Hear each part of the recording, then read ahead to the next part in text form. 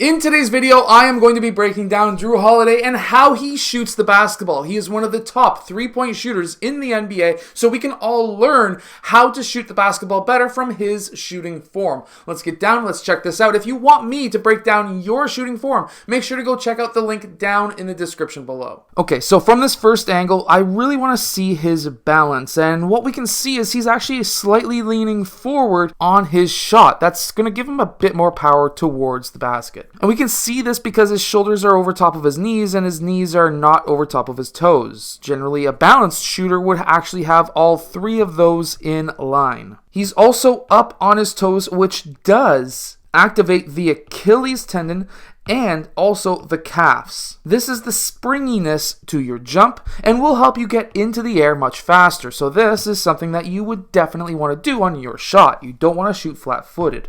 When he extends up into his release, he extends his back first, and then he extends his knees. This is still really good energy transfer into his shot, and he doesn't start extending into his release until he relieves himself from the ground, or when he jumps off the ground. That release does not start until he literally gets off the ground, and then he goes into his release. While his shoulder is just past 90 degrees, his elbow is about 45 degrees. This is different from how old school coaches used to teach, where it used to be 90, 90, and 90 on the wrist. We can see from this angle that his hand is slightly or pretty well in line with his upper arm. This is actually something that I like to explain to players if they want to have a faster release, to have a more straighter wrist and a soft release, which will allow you to have a faster release time. When he goes up into his release, he extends his shoulder to about 45 degrees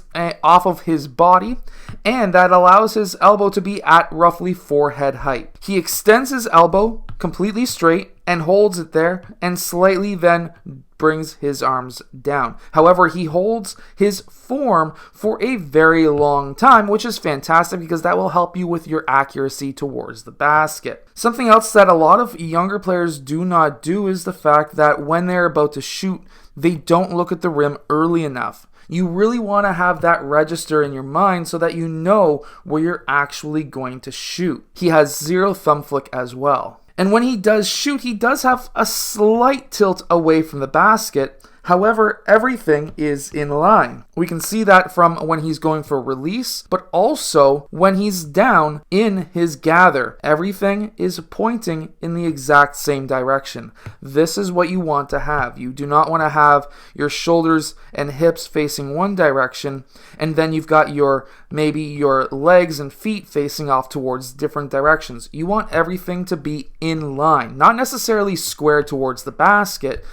What you want to have is everything in your body in line with each other, because your whole main goal is to get your shoulder and your elbow in line with the rim, and to do that you will need some tilt for most players, and you want at least half that basketball over top of that upper arm. This will improve your accuracy, and we can also see from this clip right here that he does have a middle finger release right there. Because most players who will bring that ball up the middle of their body, you'll notice will have a middle finger release. The reason for this is because that ball is going to be more closer towards the middle of their body, and because of that, you would generally, not always, because everyone shoots differently, but generally want that middle finger release, mainly because it is the longest finger on your hand, and if you're not totally squared up with the ball totally over top of your shoulder or your upper arm, that is when you would want to go generally with a middle finger release. But if you can get everything perfectly in line,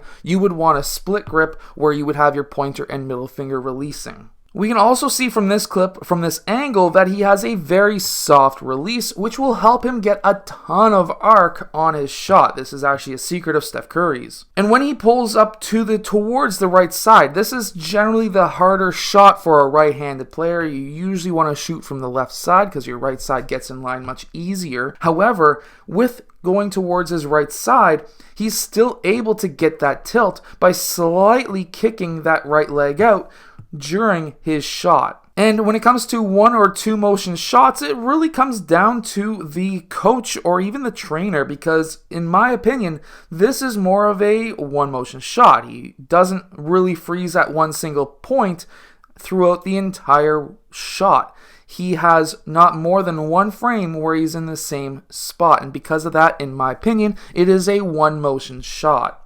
Even though for some trainers it may look like a 2 motion, because he does tend to stay close to the same area for 2 frames, I personally feel like you need to have 4 or 5 frames for it to be considered a 2 motion shot. He also has a slight sway to his lower and upper body, which is something that can give you more power as well. If you can kick both legs out and bring your shoulders back, this is a strategy that a lot of high-level NBA three-point shooters will use to be able to have, for one, an accurate shot, but also a more powerful shot as well. We can see that he doesn't get a ridiculous amount of arc on this specific shot, but he generally gets quite a bit higher arc. I've seen clips that I couldn't find today that get halfway up that shot clock, which is a lot higher of an arc. We have to remember that when we are shooting the ball, if there's less arc, the rim will look like this to the ball. But if it's a lot of arc, the rim will look like this. So the higher the arc, the bigger the target is going to look to the ball. I hope that this video has helped you shoot the basketball better. If it has, hit that like button and subscribe,